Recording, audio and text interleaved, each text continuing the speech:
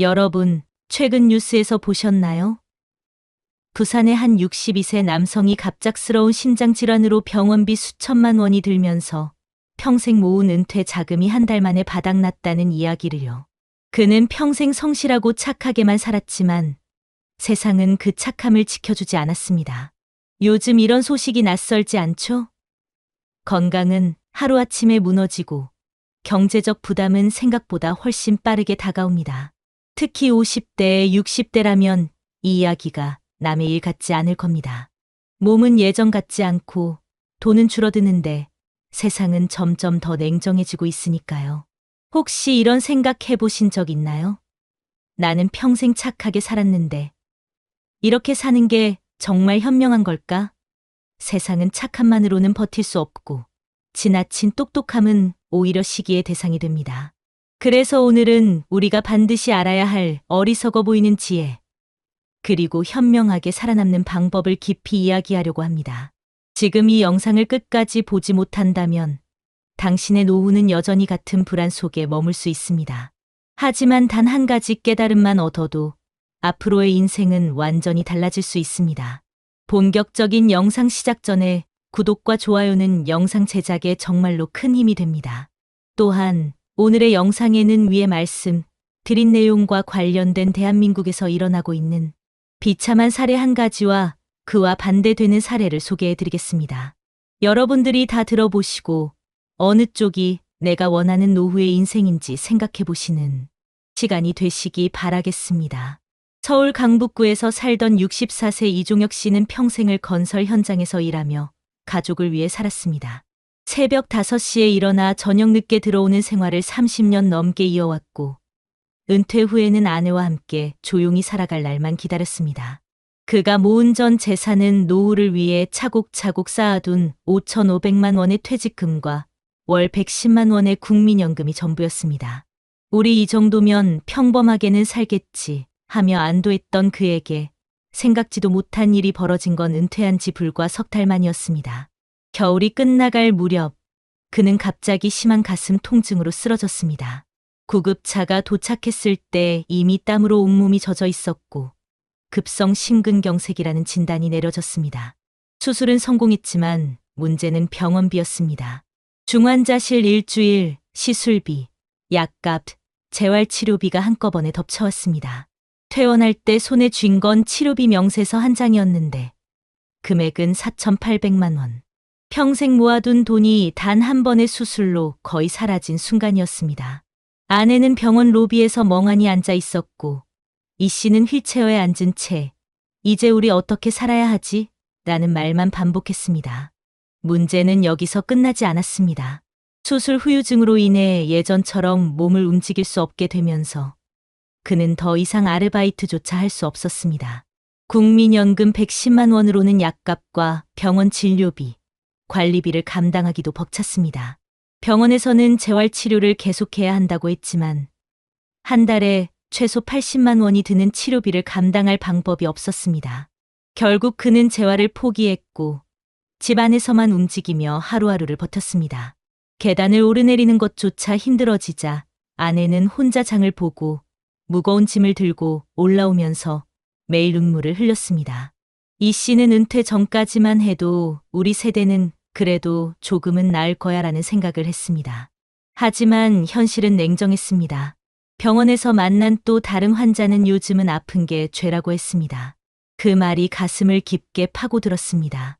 그가 살던 아파트는 오래된 빌라였는데 이웃들 중 상당수가 같은 연령대였고 모두 비슷한 걱정을 안고 살았습니다. 혹시 나도 갑자기 쓰러지면 어떡하지? 라는 두려움은 이제 매일 밤 그를 잠 못 들게 했습니다.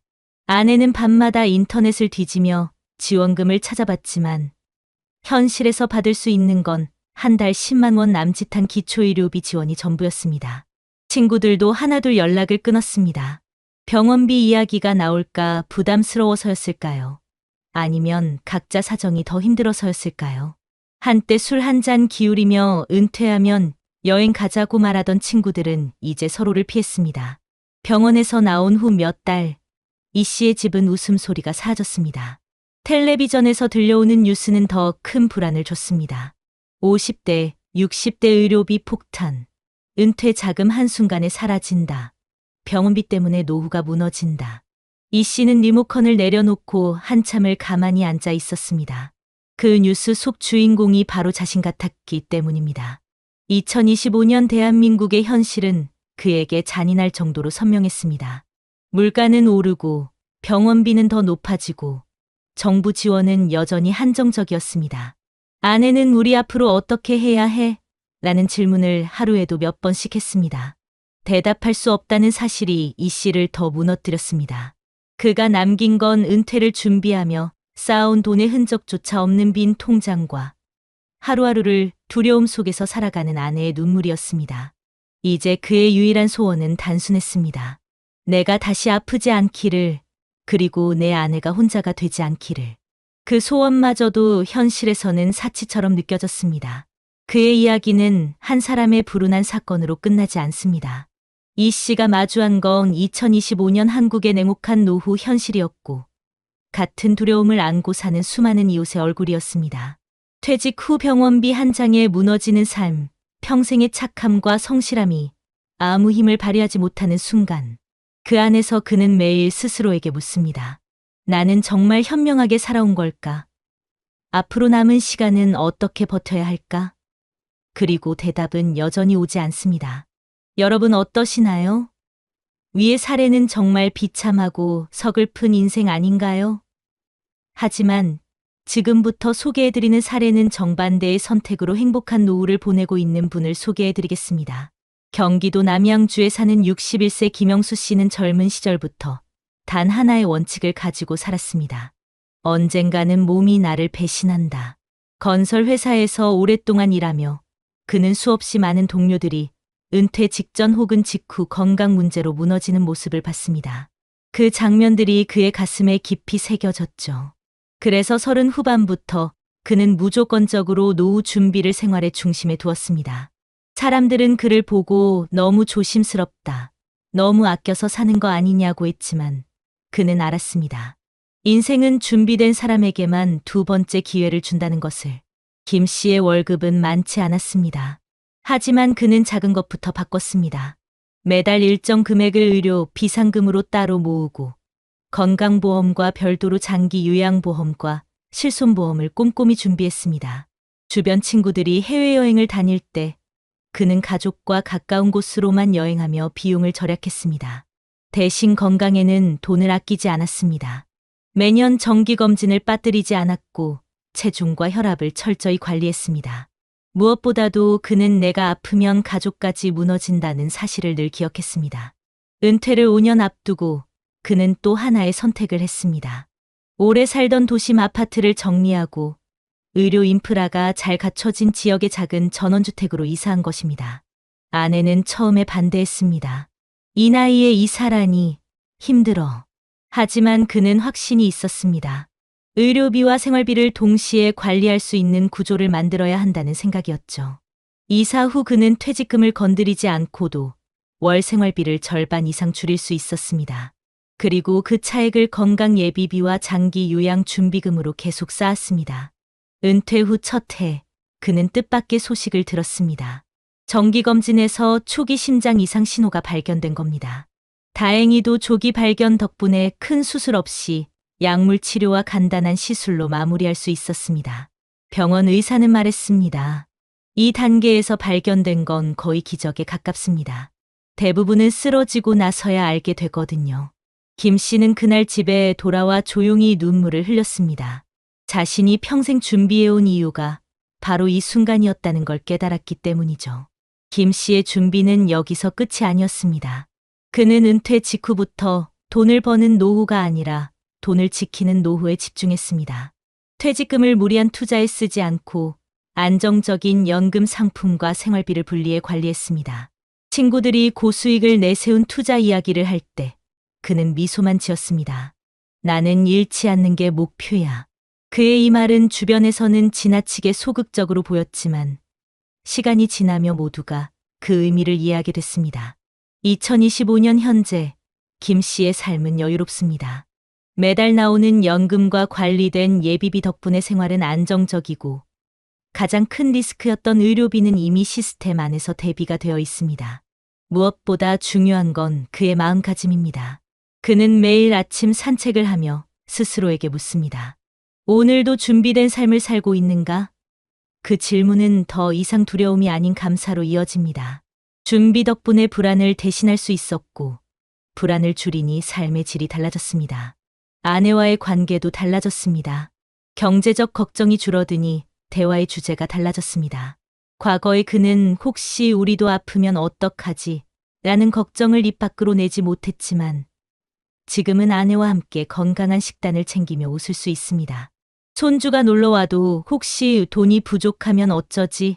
라는 두려움 없이 아이에게 장난감을 사줄 수 있는 여유가 생겼습니다. 행복은 거창한 것이 아니라 준비에서 오는 사소한 평안이라는 걸 그는 매일 느낍니다. 김 씨의 주변 친구 중 몇몇은 여전히 후회 속에 살고 있습니다.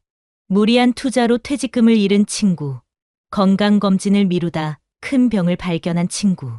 그들의 이야기를 들을 때마다 그는 다시 한번 자신의 선택이 옳았음을 확인합니다. 그는 말합니다. 나는 특별한 걸 한 게 아니야. 다만 두려움을 미루지 않았을 뿐이야. 그의 이 한마디는 노후 준비의 본질을 정확히 보여줍니다. 여러분, 김영수 씨의 이야기는 단순한 성공담이 아닙니다. 철저한 준비와 작은 습관의 힘이 만든 결과입니다. 그는 남들보다 더 많이 벌지도 않았고 더 화려하게 살지도 않았습니다. 대신 일찍부터 현실을 직시하고 미래의 불안을 지금의 선택으로 줄여나갔습니다. 그 결과 그는 노후의 가장 큰 적인 갑작스러운 위기를 두려움 대신 관리 가능한 일로 바꿨습니다. 이 사례는 우리에게 분명한 메시지를 줍니다. 노후의 행복은 우연이 아니라 준비의 결과입니다. 지금의 작은 선택, 작은 절약, 작은 성찰이 10년, 20년 후 우리의 인생을 바꿉니다.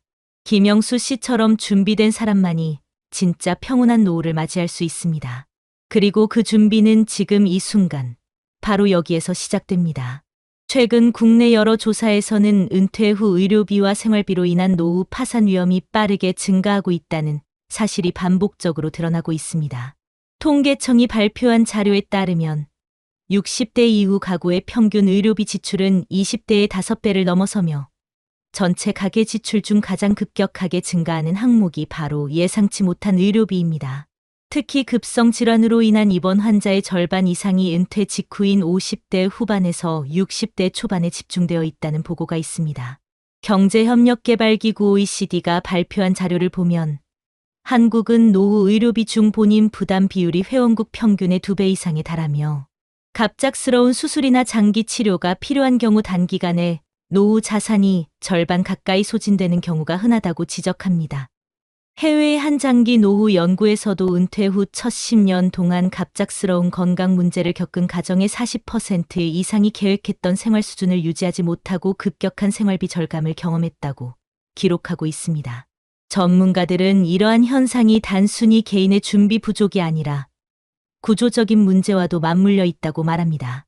평균 수명이 늘어나면서 의료비 지출 기간은 길어지고 있지만 반대로 정기적인 소득은 사라지는 시점이 앞당겨지는 이중 압박이 존재합니다. 특히 한국은 민간 의료 의존도가 높아 퇴직 이후 갑작스러운 치료비가 곧장 가계에 직접적인 타격으로 이어지는 경우가 많습니다. 건강보험이 있음에도 불구하고 비급여, 항목의 비율이 높기 때문에 예상치 못한 급성 심장질환이나 뇌혈관 질환은 단 한 번의 수술로 수천만 원의 비용을 만들어내고 이는 수십 년 동안 준비한 노후 자금을 한순간에 무너뜨립니다. 실제로 한 국제 노후 연구 보고서에서는 노후 파산의 가장 큰 원인은 소득 부족이 아니라 갑작스럽게 발생하는 의료비 지출이라고 명시하며 이는 한국과 일본처럼 급격히 고령화된 사회에서 특히 두드러지는 현상이라고 분석했습니다. 또 다른 조사에서는 은퇴 후 평균적으로 의료비가 전체 생활비에서 차지하는 비율이 30% 이상으로 높아지며 예상보다 빠르게 자산이 고갈되는 주요 원인 중 하나가 된다고 밝혔습니다.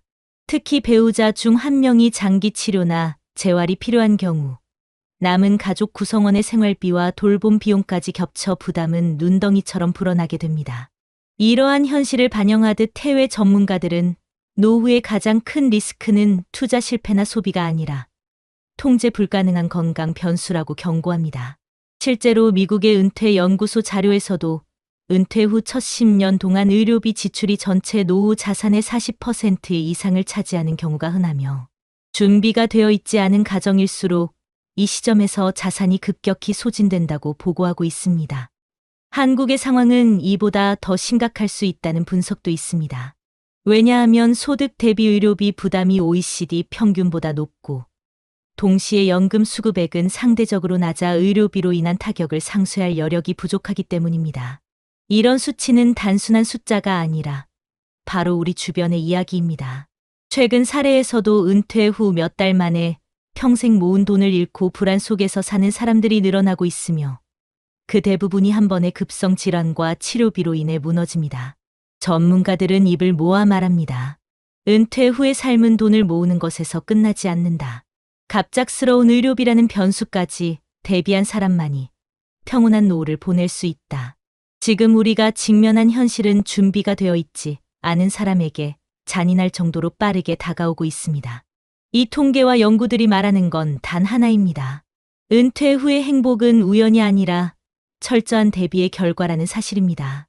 그렇다면 이런 위기를 막기 위해 우리는 무엇을 할 수 있을까요? 전문가들은 한결같이 말합니다. 은퇴 후의 삶은 단순히 돈을 모아두는 것만으로는 부족하며 예상치 못한 건강 변수와 경제적 충격을 동시에 대비하는 구조를 만들어야 한다고 강조합니다. 가장 먼저 실천할 수 있는 것은 지자체가 제공하는 노인 맞춤형 건강 및 재정 프로그램을 적극적으로 활용하는 것입니다. 서울시는 찾아가는 방문 건강관리 서비스를 통해 65세 이상 어르신에게 정기적인 건강검진과 만성질환 관리, 운동 프로그램을 무료로 지원하고 있으며 특히 저소득층은 재활치료와 간호사 방문 서비스까지 받을 수 있습니다. 경기도는 노인 돌봄 통합 서비스를 통해 돌봄이 필요한 어르신에게 가정방문, 식사 지원, 병원 동행 서비스를 제공하며 이 서비스를 이용한 가정은 병원비 지출이 평균 30% 이상 줄어드는 효과를 보고 있습니다. 부산은 건강100세 운동교실을 운영하여 은퇴자들이 무료로 체력 검사와 맞춤형 운동을 받을 수 있게 해 건강 악화를 미리 막고 있습니다. 이런 프로그램들은 대부분 주민센터나 복지관을 통해 쉽게 신청할 수 있고 사전 예방 차원에서 노후의 불안을 크게 줄여줍니다. 또한 각 지자체는 의료비 부담을 줄이기 위해 노인 의료비 본인 부담 경감 제도와 기초 의료비 지원금을 확대하고 있으며 특히 농촌 지역에서는 찾아가는 건강버스를 통해 정기적인 혈압혈당 검진과 건강 상담을 무료로 제공하고 있습니다. 해외 사례도 참고할 만합니다. 일본은 한국과 비슷한 급속한 고령화를 겪으면서 커뮤니티 케어법을 도입해 노인이 병원 대신 지역사회에서 장기적으로 건강을 유지할 수 있도록 지원합니다. 이 제도는 병원 중심의 치료에서 벗어나 집과 동네에서 의료 간호 돌봄 서비스를 통합 제공해 의료비를 줄이고 삶의 질을 높이는 것을 목표로 합니다. 덴마크 역시 에이징 인 플레이스 정책을 통해 노인이 익숙한 집과 동네에서 최대한 오래 살 수 있도록 정부가 직접 방문 의료와 생활 지원 서비스를 제공합니다. 이런 모델은 한국에서도 참고해 확산되고 있으며 실제로 서울의 몇몇 자치구에서는 덴마크 모델을 벤치마킹한 노인 재택케어 시범 사업을 진행해 의료비 절감과 건강 유지 효과를 보고 있습니다. 전문가들은 조언합니다. 노후 준비는 돈을 많이 모으는 것보다 위기를 버틸 수 있는 구조를 만드는 것이 핵심이다. 따라서 지금부터라도 자신의 지역에서 제공하는 건강검진, 돌봄, 재정 상담 프로그램을 확인하고 적극적으로 신청하는 것이 필요합니다. 동시에 해외에서 검증된 재택 의료 돌봄 모델을 도입한 지자체의 시범 사업에 관심을 갖고 참여하는 것도 현명한 방법입니다. 작은 준비가 위기의 순간 가장 큰 힘이 됩니다. 건강을 먼저 지키고 의료비를 미리 대비하며 지역사회와 연결된 안전망을 만들어 두는 것. 이것이야말로 우리 모두가 지금 당장 실천할 수 있는 가장 현실적인 노후 대비의 첫걸음입니다. 한 방울의 물은 땅을 적시고 한 방울의 눈물은 마음을 적신다. 그리고 한 번의 준비는 남은 생을 지킨다. 여러분, 우리가 함께 살펴본 두 사람의 이야기를 떠올려 보세요. 평생 착하고 성실하게 살았지만 한순간에 병원비 앞에서 무너져 내린 이종혁 씨의 삶, 그리고 작은 두려움을 미루지 않고 매일의 준비로 평온한 노후를 맞이한 김영수 씨의 삶. 같은 세월을 걸어왔지만 두 길은 너무나 달랐습니다. 한 사람은 끝없는 불안 속에서 오늘을 버텼고, 다른 한 사람은 잔잔한 미소로 내일을 맞이했습니다. 행복한 노후는 결코 우연이 아닙니다. 그것은 지금 이 순간의 선택, 오늘의 작은 용기가 만든 결과입니다. 우리가 조금 더 현명해지고, 조금 더 준비하며 스스로를 지키는 지혜를 배운다면, 남은 인생은 더 이상 두려움이 아닌 감사의 시간이 될 수 있습니다. 여러분, 늦지 않았습니다. 지금 이 자리에서부터 우리는 변화할 수 있습니다. 자신과 사랑하는 사람을 위해, 평온한 내일을 위해 오늘 단 한 걸음이라도 시작해 보세요. 준비된 삶은 우리에게 단단한 안식처가 되어줄 것입니다. 그리고 언젠가 여러분의 노후가 찾아왔을 때 그 평온함 속에서 흐르는 눈물이 후회의 눈물이 아닌 감사의 눈물이 되기를 진심으로 바랍니다. 여러분, 혹시 부모님이 갑자기 낯설게 느껴진 적 있으신가요? 어제까지 멀쩡하던 아버지가 오늘은 같은 말을 계속 반복하거나 가스불을 켜둔 채 잊어버린다면 상상만 해도 무섭지 않나요? 최근 통계청 자료에 따르면 55세 이상 자녀를 둔 가정 3곳 중 한 곳이 치매 초기 증상으로 불안을 겪고 있다고 합니다. 서울의 한 59세 남성은 두 아들을 모두 결혼시키고 드디어 이제 내 인생을 살겠다는 꿈을 꿨습니다. 하지만 단 한 통의 전화, 형 아버지 좀 이상해. 그 말 한마디에 그의 모든 계획이 멈춰버렸습니다. 혹시 여러분도 지금 같은 전화를 받을 수 있다는 사실 생각해 본 적 있으신가요? 우리가 준비하지 않으면 이 문제는 더 빨리, 더 무겁게 찾아옵니다. 이번 영상에서는 평범한 한 가장이 겪은 현실을 통해 노부모 돌봄이라는 거대한 문제를 깊이 이야기하려 합니다. 끝까지 보시면 지금 당신이 해야 할 선택이 무엇인지 알게 될 겁니다. 본격적인 영상 시작 전에 구독과 좋아요는 영상 제작에 정말로 큰 힘이 됩니다. 또한 오늘의 영상에는 위의 말씀 드린 내용과 관련된 대한민국에서 일어나고 있는 비참한 사례 한 가지와 그와 반대되는 사례를 소개해 드리겠습니다. 여러분들이 다 들어보시고 어느 쪽이 내가 원하는 노후의 인생인지 생각해 보시는 시간이 되시기 바라겠습니다. 정혜성 씨는 올해 62입니다. 평생을 성실히 살았고 두 아들을 다 키워냈습니다. 지난해 막내가 결혼식을 올린 날, 그는 아내와 작은 술잔을 기울이며 이렇게 말했습니다. 이제 진짜 우리 인생이 시작이네. 서랍 깊숙이 넣어뒀던 여행 가방을 꺼내면서 그동안 미뤄왔던 제주 올레길과 남해의 드라이브 이야기를 꺼냈습니다. 그런데 그 행복한 대화는 한 달도 지나지 않아 끝이 났습니다. 어느 저녁 여동생에게 전화가 걸려왔습니다. 떨리는 목소리였습니다. 오빠, 아버지가 좀 이상해. 밥을 안 드시고 같은 얘기만 계속해. 가스불도 3번이나 켜둔 채로 잊었어. 처음엔 농담인 줄 알았습니다. 하지만 다음 날 직접 찾아간 아버지의 집은 숨이 턱 막히는 냄새로 가득했습니다. 부패한 음식물 냄새, 눅눅한 벽지, 바닥에 굳어붙은 국물 자국. 소파 끝에 앉아 있던 아버지는 그를 똑바로 바라보며 말했습니다. 자네 누구야? 우리 집엔 왜 온 거야? 심장이 쿵 내려앉는 소리가 귀 안에서 울렸습니다. 몇 초간 숨조차 쉬지 못한 채 서 있다가 겨우 입술을 떨며 말했습니다. 아버지, 저 혜성이에요. 큰 아들. 그러자 아버지는 잠시 고개를 갸웃하더니 이렇게 대답했습니다. 혜성이는 아직 애잖아. 이런 늙은이가 아닐 텐데. 그날 이후 혜성 씨의 삶은 완전히 달라졌습니다. 매일 아침 회사에 가기 전 아버지의 집에 들러 가스불을 확인하고 쓰레기를 치우고 냉장고에 상한 음식을 버렸습니다. 문제는 점점 심해졌습니다. 아버지는 때로 너 왜 자꾸 따라다니냐라며 욕설을 퍼붓고 어떤 날은 한밤중에 문을 열고 뛰쳐나가 동네 주민들이 신고하는 일도 있었습니다. 혜성 씨의 몸과 마음은 서서히 달아갔습니다. 경제적인 압박은 더 큰 문제였습니다. 아버지의 연금은 월 63만 원.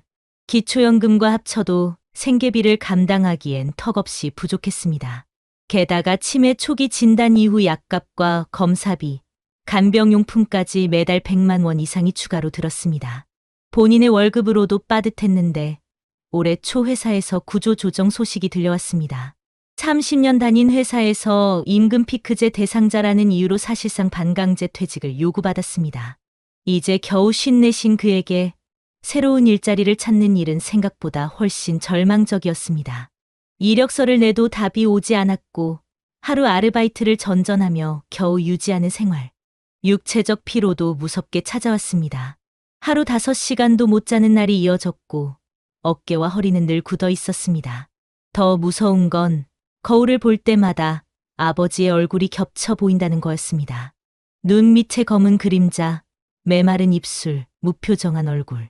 그는 욕실 거울 앞에서 중얼거렸습니다. 나도 이렇게 늙어가겠지. 그리고 내 아들도 언젠가 나를 이렇게 볼까. 아버지와의 대화는 점점 줄어들었습니다. 대화라고 부를 수 있는 게 있었을까 싶을 정도였습니다. 아버지는 하루가 다르게 변했습니다. 하루는 혜성아, 내가 있어서 다행이다. 라고 손을 잡고 울었고, 다음 날은 내가 내 인생 망쳤어. 라며 손등으로 뺨을 때렸습니다. 그 손길이 너무 약해 오히려 눈물이 났습니다. 강했던 아버지가 이렇게까지 작아진 건 처음이었습니다. 분노보다 연민이 더 깊게 파고들었습니다. 하지만 동시에 이런 생각도 스쳤습니다. 나는 언제까지 이렇게 살 수 있을까? 내 삶은 언제 시작되는 걸까? 문제는 혜성 씨 혼자가 아니었다는 겁니다. 주변 친구들도 하나둘 비슷한 고통을 털어놓기 시작했습니다. 어떤 이는 치매 걸린 장모를 돌보다 허리 수술을 했고, 또 다른 이는 퇴직 후 부모 간병으로 집을 팔았습니다. 다들 말은 하지 않았지만 눈빛에 같은 절망이 있었습니다. 2025년 현재 한국의 고령화 속도는 세계에서 가장 빠릅니다. 치매 환자만 이미 100만 명을 넘어섰고 돌봄의 무게는 고스란히 가족에게 내려앉고 있습니다. 사회는 아직 준비되지 않았고 정부의 지원은 너무 느리고 얇았습니다. 그해 겨울 혜성 씨는 결국 아버지를 요양병원 대기 명단에 올렸습니다. 서류를 제출하고 나오는 길, 차 안에서 한참을 울었습니다. 아버지를 버리는 것 같다는 죄책감과 더는 견딜 수 없다는 절망이 한꺼번에 밀려왔습니다. 며칠 뒤 아버지 집에서 마지막으로 목욕을 시켜드리던 날이었습니다. 아버지는 젖은 손으로 그의 손목을 꼭 잡으며 말했습니다. 혜성아, 나 혼자 두지 마라. 그 말을 듣는 순간 그의 무릎이 주저앉을 뻔했습니다. 그날 밤 그는 아내에게 이렇게 말했습니다. 이제는 나도 내 이름을 잃어버린 것 같아. 난 아버지의 아들, 애들의 아버지, 당신의 남편일 뿐 정혜성이라는 사람은 없는 것 같아. 그 말에 아내는 아무 말도 하지 못하고 그의 손을 잡았습니다. 작은 거실, 불 꺼진 방 안에서 그는 조용히 중얼거렸습니다. 아버지 나도 버티고 있어. 근데 이 길의 끝이 어디인지 모르겠어. 여러분 어떠시나요? 위의 사례는 정말 비참하고 서글픈 인생 아닌가요? 하지만 지금부터 소개해드리는 사례는 정반대의 선택으로 행복한 노후를 보내고 있는 분을 소개해드리겠습니다. 주인공은 올해 65살의 김상우 씨입니다. 평생을 건설 현장에서 일하며 손에 굳은 살이 가득한 사람입니다. 20살 초반부터 나는 부모님처럼 살지 않겠다는 다짐 하나로 살았다고 합니다. 어린 시절 그는 치매 걸린 외할머니를 돌보느라 무너져가는 부모를 보았습니다. 그때 결심했습니다. 노후는 준비하지 않으면 지옥이 된다. 그 다짐은 40년 넘는 시간 동안 그의 삶을 지탱하는 기둥이었습니다. 김 씨는 돈을 많이 번 사람이 아니었습니다. 월급은 늘 빠듯했고 새 아이를 키우느라 숨 돌릴 틈도 없었습니다. 하지만 그는 작은 것부터 시작했습니다.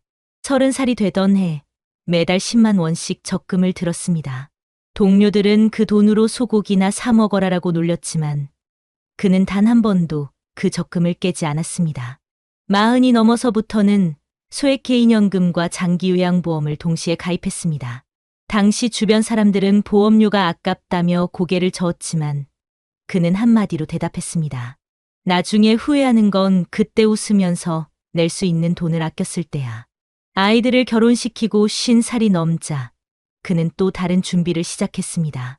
부모 부양과 자신의 노후 돌봄을 동시에 고려해 작은 전원주택을 지었습니다. 수도권에서 멀지 않은 곳, 시내 병원과 복지관이 10분 거리에 있는 곳을 선택했습니다. 집을 지을 때 가장 신경 쓴 건 편의시설이 아니라 살림의 동선이었습니다. 혹시 자신이 거동이 불편해지거나 아내가 아플 때를 대비해 문턱을 낮추고 욕실에 손잡이를 설치하고 응급배를 달았습니다. 무엇보다 김 씨의 진짜 준비는 대화였습니다. 그는 아내와 그리고 아이들과 꾸준히 이야기를 나눴습니다. 나중에 내가 치매 걸리면 어떻게 할 거냐? 는 질문을 농담처럼 꺼냈고 식탁 위에서 현실적인 계획을 세웠습니다. 가족들은 처음엔 불편해했지만 점점 자연스러워졌습니다. 그 대화 덕분에 모두가 알고 있었습니다. 돌봄은 혼자가 아니라 가족이 함께 책임지는 것. 2025년 봄, 김 씨의 준비는 빛을 발했습니다. 올해 초, 그의 아내가 갑작스럽게 무릎 인공관절 수술을 받게 되었습니다. 많은 사람이 그 상황에서 허둥댔겠지만 김 씨는 침착했습니다. 이미 노후 자금에서 의료비 비상금 계좌를 따로 마련해둔 덕분에 수술비 850만 원을 한 번에 낼 수 있었습니다. 더 놀라운 건 아내가 수술하는 동안 김 씨가 혼자가 아니었다는 겁니다. 새 아이가 번갈아가며 병원에 찾아왔고 이웃들도 그를 도왔습니다. 그는 말합니다. 돈만 준비한 게 아니라 관계를 준비한 덕분이에요. 김 씨의 하루는 단순합니다. 아침 6시 반에 일어나 아내와 함께 동네 산책을 합니다. 복지관에서 운영하는 건강 프로그램에 참여하고 오후엔 마을 도서관에서 봉사활동을 합니다. 매주 토요일에는 손주들이 놀러 옵니다. 그때마다 그는 과거를 떠올립니다. 똑같이 부모를 돌봐야 했던 친구들 중 몇은 아직도 병원과 집을 오가며 지쳐 있습니다. 어떤 이는 부모 간병으로 퇴직금을 다 쓰고 지금은 하루벌이로 겨우 생계를 유지하고 있습니다. 김 씨는 친구들을 볼 때마다 말합니다. 준비는 돈만이 아니야. 돈은 수단일 뿐이고 진짜는 마음의 각오와 대화야. 그는 아직도 매달 일정 금액을 노후 자금으로 적립합니다.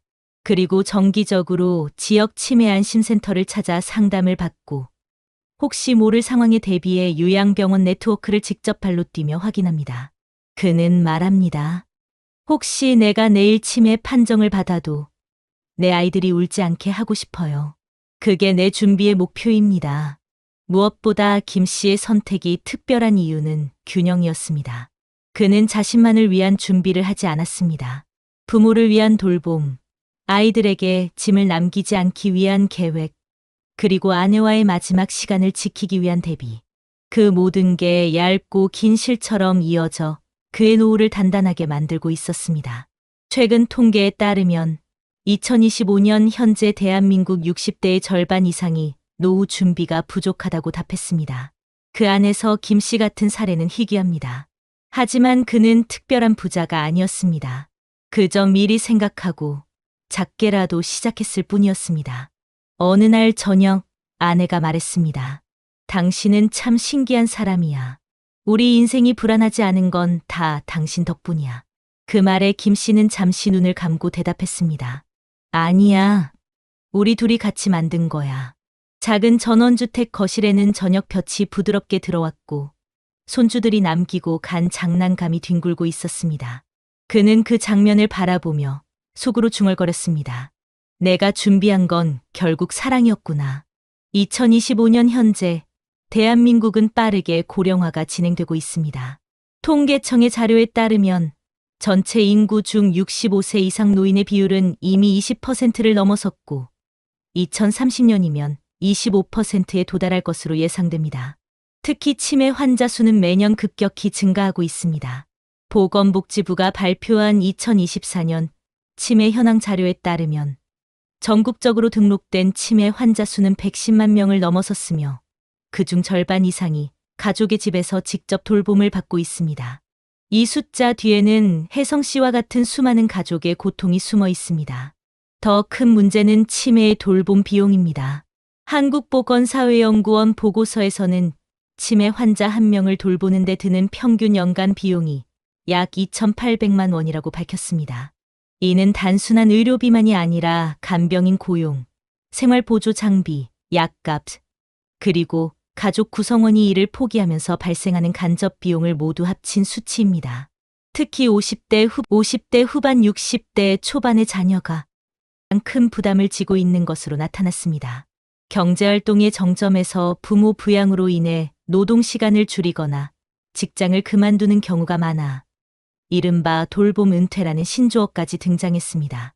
해외 통계 역시 비슷한 경고를 던지고 있습니다. 세계보건기구 WHO는 2024년 발표한 글로벌 치매 보고서에서 전 세계적으로 치매 환자 수가 5,500만 명을 넘었고 2030년까지 7,800만 명으로 급증할 것이라고 예측했습니다. 특히 보고서는 돌봄 제공자의 신체적 정신적 소모가 치매 자체보다 더 심각한 사회 문제라고 지적합니다. 미국 국립보건원 NIH에서 진행된 10년간의 추적 연구에서는 치매 환자를 돌보는 가족의 60% 이상이 우울증 또는 극심한 불안 증세를 겪는 것으로 나타났으며 40% 이상은 본인의 건강 문제를 방치하다가 심각한 합병증을 경험했습니다. 돌봄 스트레스가 가족 구성원의 평균 기대 수명을 5년 이상 단축시킨다는 해외 연구 결과도 있습니다. 한국의 현실은 이와 겹치면서도 더 가혹합니다. OECD 국가 중 노인 빈곤율 1위라는 불명예를 안고 있는 한국에서 부모 부양은 단순한 돌봄의 문제가 아니라 생존의 문제로 이어집니다. 국민연금연구원의 최근 보고서에 따르면 60대 이상의 절반 가까이가 월 생활비로 120만 원 이하를 사용하며 버티고 있고 부모를 돌보는 자녀 세대의 70% 이상이 경제적 부담 때문에 가족 갈등을 경험했다고 답했습니다. 이런 상황에서 치매나 중증 질환이 겹치면 가계는 쉽게 무너집니다. 특히 혜성 씨처럼 부모의 돌봄이 시작되는 시점이 자녀의 퇴직 전후와 겹칠 때 재정적 타격은 더욱 치명적입니다. 한국개발연구원 KDI는 부모 부양과 노후 준비가 동시에 발생하는 세대가 한국 경제의 가장 취약한 골이라고 분석했습니다. 전문가들은 공통적으로 지적합니다. 문제의 본질은 치매 자체가 아니라 준비 없는 돌봄의 시작에 있습니다. 국제 알츠하이머 협회는 최근 보고서에서 대부분의 가족이 부모의 인지 저하를 인식하고도 평균 1년 이상 적절한 지원 체계 없이 버틴다고 밝혔습니다. 그 1년 동안 가족은 몸과 마음, 그리고 재정에서 가장 큰 타격을 입습니다. 이는 혜성 씨의 이야기와 정확히 겹칩니다. 초기에는 괜찮겠지라는 생각으로 홀로 버티다 어느 순간 돌이킬 수 없는 소진 상태에 이르는 것. 그 사이에서 자신의 이름을 잃어가는 경험은 수많은 보고서가 공통적으로 언급하는 돌봄 위기의 전형적인 패턴입니다. 치매는 이제 한 가정의 비극을 넘어 국가적 과제가 되었습니다. 하지만 여전히 제도는 부족합니다. 노인학대 신고 건수는 매년 늘고 있지만 요양시설 인력은 OECD 평균의 절반 수준에 머물러 있고 가정 돌봄 지원 예산은 아동 복지의 10분의 1에도 미치지 못합니다. 국제 논문에서도 한국의 구조적 문제를 지적합니다. 2023년 발간된 아시아 고령화 보고서에서는 한국은 가족 중심 돌봄에 과도하게 의존하는 구조를 유지하고 있으며 이는 사회적 경제적 비용을 장기적으로 폭발시킬 위험이 있다고 경고했습니다. 혜성 씨의 사례는 통계 속 숫자를 현실로 보여줍니다. 치매 환자 한 명의 그림자는 단 한 사람에게만 드려지지 않습니다. 그 가족, 특히 중년 자녀, 세대의 삶 전체를 바꾸어 놓습니다. 부모를 돌보며 자신의 노후 준비가 무너지고 자신의 정체성마저 잃어버리는 순간들. 이건 단순한 가족의 문제가 아니라 지금 이 나라가 직면한 가장 현실적이고 거대한 파도입니다. 여러분, 그렇다면 이 현실적인 고통을 줄이고 준비된 돌봄으로 전환하기 위해 우리는 무엇을 할 수 있을까요? 먼저 대한민국 각 지자체에서 운영 중인 실제 프로그램을 소개해드리고 싶습니다.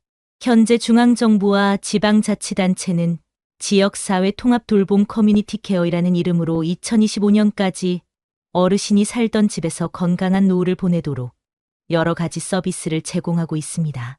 대표적으로 읍면동에 설치된 케어 안내 창구를 통해 반드시 필요한 정보와 서비스를 연계받을 수 있으며 주민건강센터나 보건지소의 방문건강 및 방문의료, 서비스로 정기적으로 혈압 혈당 체크나 방문 진료를 받을 수 있습니다. 또한 노인 맞춤 돌봄 서비스는 65세 이상 기초연금 수급자 등을 대상으로 말벗 서비스, 외출 동행, 안부 확인, 생활 지원 등을 무료로 제공하며 전라북도 등 일부 시군구에서는 65세 이상 노인끼리 돌봄과 일자리를 결합한 노노라라 케어 사업을 시행하고 있습니다. 이 프로그램에 참여하는 어르신들은 월 최대 45만 원의 활동비와 교통비, 복지 포인트를 지원받아 돌봄 활동뿐 아니라 사회적 역할을 유지하며 삶의 질을 높이고 있습니다. 또 장기요양보험 체계 내에서는 방문 요양, 쥐야간 보호, 이동 지원, 주거 환경 개선, 보조기기 지원 등 다양한 재가 서비스가 통합되어 제공되고 있으며 요양보험 수급 등급 판정 후 필요한 돌봄 서비스를 선택할 수 있는 구조입니다. 특히 종합재가센터가 시군구별로 설치되어 하나의 기관에서 식사 배달, 목욕 서비스, 일상 지원, 안부 확인, 병원 동행, 법률 의무 상담 등 서비스를 받을 수 있어서 혜성씨처럼 혼자 돌봄을 감당해야 하는 상황을 상당히 줄여줄 수 있습니다. 또한 해외 사례에서도 우리와 유사한 고령화 문제를 해결하기 위한 다양한 제도들이 존재합니다. 예를 들어 미국 캘리포니아주는 1980년대부터 Family Caregiver Resource Centers라는 주 전체 네트워크를 구축하여 돌봄 제공자들에게 상담, 교육, 계획 지원, 휴식 서비스 등을 제공하고 있으며 이를 통해 비공식 돌봄의 부담을 줄이기 위한 제도적 기반을 마련했습니다. 또 영국과 호주의 경우 돌봄자의 공간 권리와 심리적 회복을 위한 Care Assessment 돌봄자 평가제를 법적으로 보장하여 지방자치단체가 돌봄자에게 휴식 지원, 단기 입소, 스트레스 관리 프로그램을 제공하도록 하고 있습니다. 네덜란드는 치매 환자가 사는 치매 빌리지 디멘치아 빌리지 모델을 운영하고 있는데 환자들이 가상의 마을에 살면서 카페나 극장 같은 시설에서 자율적으로 생활하는 방식으로 인간다운 일상을 유지하도록 돕는 혁신적 방법입니다. 이러한 모델들은 우리보다 먼저 고령사회에 도달한 국가들이 입증한 효과적인 제도적 전략입니다. 지자체와 해외 선진 사례를 토대로 실제 우리 사회에서 실천 가능한 방법을 정리해보면 다음과 같습니다. 첫째, 부모님이나 가족의 건강 변화가 의심되면 바로 노인 맞춤 돌봄 서비스나 재가 장기 요양보험을 신청해 돌봄 체계를 만들어 두는 것이 중요합니다. 둘째, 자녀 세대가 돌봄을 혼자 짊어지지 않기 위해 케어 안내 창구나 종합재가센터를 통해 가족 돌봄 계획을 실질적으로 설계하도록 하는 것이 필요합니다. 셋째, 돌봄자의 피로나 우울을 방지하기 위한 돌봄자 지원 프로그램 예컨대 캘리포니아 모델의 가족 상담, 호주의 돌봄자 휴식 지원, 영국의 Care Assessment 활용 방식을 참고해 국내에서도 돌봄자에 대한 정신적 신체적 회복 체계가 반드시 필요합니다. 넷째, 지역 내 치매 안심센터와 복지관, 건강생활지원센터 등과 연계해 예방교육, 인지활동 프로그램, 가족 상담 모임 등에 참여하는 것도 큰 도움이 됩니다. 마지막으로 해외처럼 지역 내 공동체를 활용한 돌봄 구조 네덜란드의 치매 빌리지가 아니더라도 우리도 마을 단위 돌봄 공동체를 만들어 어르신들이 자립적으로 생활할 수 있게 하는 사회적 모델을 확대해 나가는 것이 필요합니다. 이 모든 조치는 단순히 돌봄의 의무에 국한되지 않습니다. 잘 설계된 시스템은 돌봄의 부담을 줄이고 가족 구성원 모두가 삶의 균형과 존엄을 유지하며 살아갈 수 있도록 돕는 사회적 안전망입니다. 여러분이 부모님을 위해 또는 먼 미래의 자신을 위해 지금 이 순간부터 지역 서비스와 돌봄 제도를 알고 접근한다면 혜성 씨처럼 지치고 무너지는 길 대신 김상우 씨처럼 체계적이고 준비된 돌봄을 선택할 수 있습니다. 작은 정보와 실행이 가족의 삶을, 나아가 우리 사회를 바꿀 수 있습니다. 지금 바로 주거지 읍면동 케어 안내 창구나 보건소, 노인복지관에 문의해 보시면 됩니다. 이 선택이 여러분 가족의 존엄과 행복한 노후를 지키는 첫걸음이 될 것입니다. 한 번 더 손을 잡고, 한 번 더 이름을 부르고, 한 번 더 사랑한다고 말할 수 있다면 여러분, 오늘 우리는 두 사람의 이야기를 들었습니다. 준비하지 못해 매일 무너져가는 노후와 미리 준비해 행복을 붙잡은 노후. 정혜성 씨는 부모의 손을 잡으며 나는 누구인가라는 질문을 끝없이 되뇌어야 했습니다. 그리고 김상우 씨는 같은 나이에 가족과 함께 웃으며 우리가 만들어낸 내일을 바라봤습니다. 똑같은 세월을 지나왔지만 선택과 준비는 그들의 삶을 완전히 다른 길로 이끌었습니다. 사랑하는 시청자 여러분, 우리는 아직 잊지 않았습니다. 지금부터의 작은 대화, 지금부터의 작은 준비가 우리의 미래를 바꿀 수 있습니다. 부모와의 대화, 가족과의 약속, 나 자신을 위한 계획. 그 한 걸음이 언젠가 여러분의 아이들이 우리 부모님은 참 든든했다라고 말하는 순간으로 이어질 겁니다. 60대, 70대의 인생은 끝이 아니라 또 다른 시작입니다. 무너지는 길이 아니라 서로의 손을 잡고 웃을 수 있는 길을 선택하는 것. 그 길 위에서 여러분의 이름이 다시 한번 따뜻하게 불릴 수 있길 바랍니다. 여러분의 내일은 아직 충분히 아름다울 수 있습니다. 오늘 우리 함께 그 준비를 시작해 볼까요? 여러분, 최근 뉴스에서 들으셨나요? 은퇴한 지 2년 된 59세 남성이 가족의 눈치를 보며 여전히 성공한 사장님처럼 살아가려다 결국 집 한 채와 남은 노후 자금을 모두 잃은 사건 말입니다. 겉으로는 멀쩡해 보였지만 그의 거실 식탁 위에는 카드 연체 고지서와 대출 명세서만 쌓여 있었다고 합니다. 더 두려운 건 이 이야기가 남의 일이 아니라는 겁니다. 지금 대한민국에서 50대, 60대 가정 중 절반 이상이 같은 불안을 안고 산다는 조사도 나왔습니다. 혹시 이런 생각 해본 적 있으신가요? 내가 붙잡고 있는 이 체면, 언젠가 내 가족의 짐이 되면 어떡하지? 사람들의 시선, 한때의 영광, 자존심이라는 이름으로 우리는 스스로를 지키는 줄 알지만 어느 순간 그게 삶을 무너뜨리는 칼날이 될 수도 있습니다. 오늘 이 영상에서는 한때 잘 나가던 가장으로 불렸던 한 남자의 이야기를 통해 지금 우리가 반드시 내려놔야 할 것과 끝까지 지켜야 할 것이 무엇인지 이야기하려고 합니다. 끝까지 보신다면 노후를 무너뜨리는 가장 큰 함정을 피할 수 있는 길을 찾게 될 겁니다. 본격적인 영상 시작 전에 구독과 좋아요는 영상 제작에 정말로 큰 힘이 됩니다. 또한 오늘의 영상에는 위의 말씀, 드린 내용과 관련된 대한민국에서 일어나고 있는 비참한 사례 한 가지와 그와 반대되는 사례를 소개해 드리겠습니다. 여러분들이 다 들어보시고 어느 쪽이 내가 원하는 노후의 인생인지 생각해 보시는 시간이 되시기 바라겠습니다. 박성진 씨는 64시다. 한때 그는 대기업에서 35년을 근무한 박 부장으로 불렸다. 매일 정장을 입고 회색 BMW 외제차를 타고 출퇴근하던 시절, 그는 스스로가 성공한 인생을 살고 있다고 믿었다. 2022년 정년퇴직을 하며 받은 퇴직금은 4억 원. 평생의 노력 끝에 얻은 그 돈은 가족의 노후와 그의 자존심을 동시에 상징하는 것 같았다. 그러나 은퇴 후 3년이 지나기도 전에 그 돈은 빛처럼 사라졌고 남은 것은 낡은 BMW 한 대와 갈라진 가족뿐이었다. 퇴직 직후 성진 씨는 여전히 자신을 존경받는 부장님이라 생각했다. 아내 윤미 씨가 이제는 형편에 맞춰 살자고 조심스럽게 말할 때마다 그는 웃으며 대답했다. 여보, 우리가 언제 그렇게 초라하게 살았어? 아직은 괜찮아. 사람들 눈도 있는데. 명절이면 그는 늘 백화점으로 향했다.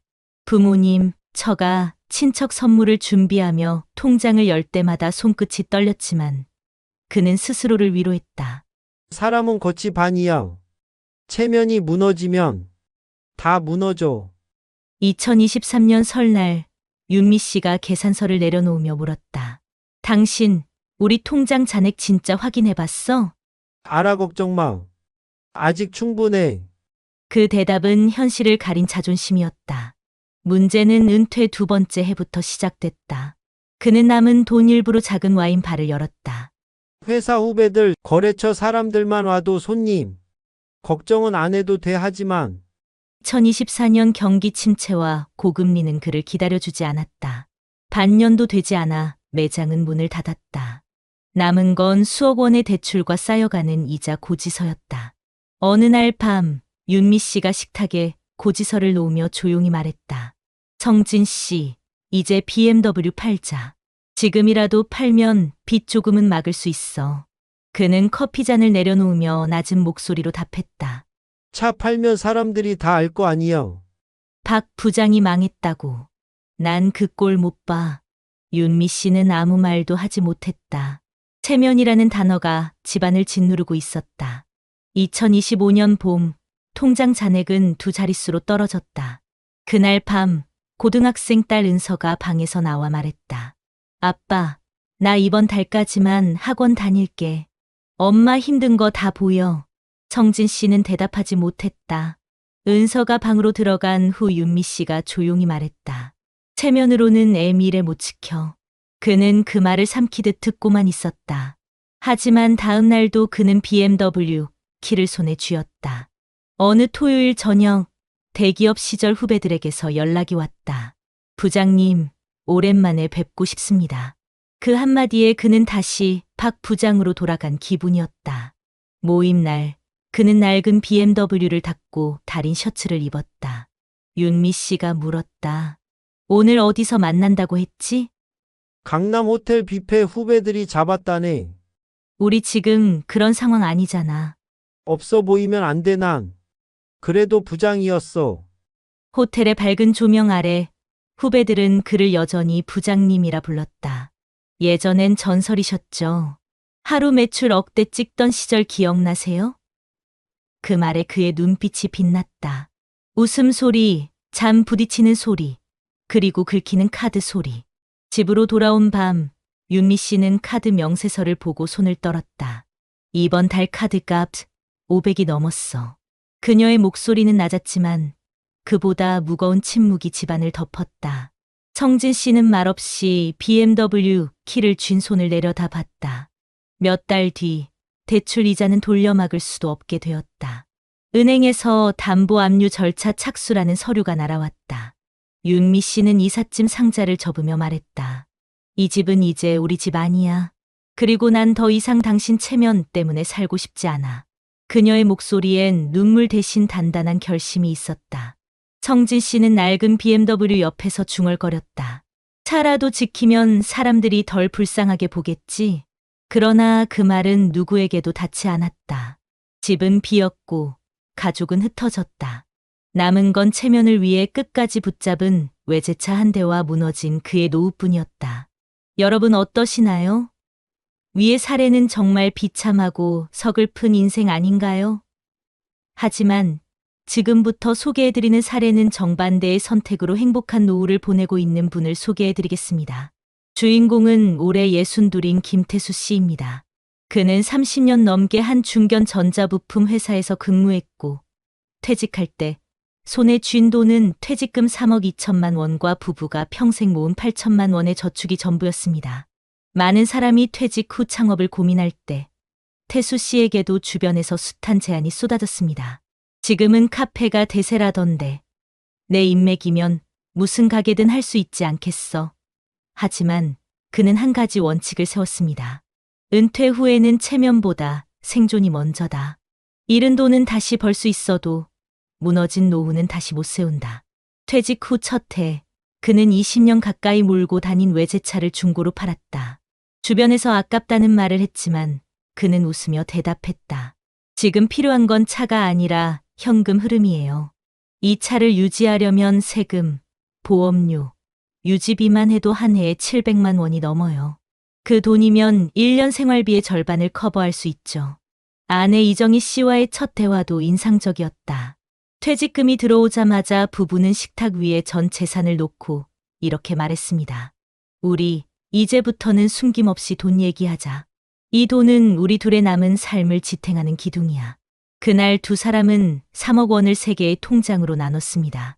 생활비, 비상금, 그리고 절대 건드리지 않을 노후 자금. 태수 씨의 가장 현명한 선택은 은퇴 후 소비 기준을 철저히 낮춘 것이었다. 예전에는 명절 때마다 백화점 상품권을 돌렸지만 퇴직 첫 설에는 직접 쓴 손편지와 소박한 건강식 세트를 준비했다. 형제들이 부장까지 한 사람이 너무 검소한 거 아니야? 라고 농담을 건넸지만 그는 담담히 대답했다. 체면은 잠깐이고 노후는 평생이에요. 이 작은 변화는 부부의 대화를 바꿔놓았다. 더 이상 남들이 뭐라 할까가 아닌 우리에게 뭐가 필요한가가 중심이 됐다. 은퇴 2년 차, 그는 정부의 은퇴자 재무설계 프로그램에 참여했다. 이 프로그램에서 상담받은 첫 조언은 명확했다. 노후는 공격이 아니라 방어입니다. 투자보다 지출을 줄이는 게 우선입니다. 그날 이후 그는 매달 가계부를 쓰며 현금 흐름을 체크했다. 점심을 외식 대신 집밥으로 바꾸고 아파트 관리비를 줄이기 위해 에너지 절약 습관을 들였다. 이 모든 선택은 화려함을 잃는 대신 안정감을 얻는 과정이었다. 2025년 한국의 물가는 치솟고 대출 금리는 고공행진을 이어갔다. 많은 은퇴자가 빚과 생활비 사이에서 허덕일 때 태수 씨 부부는 비교적 평온했다.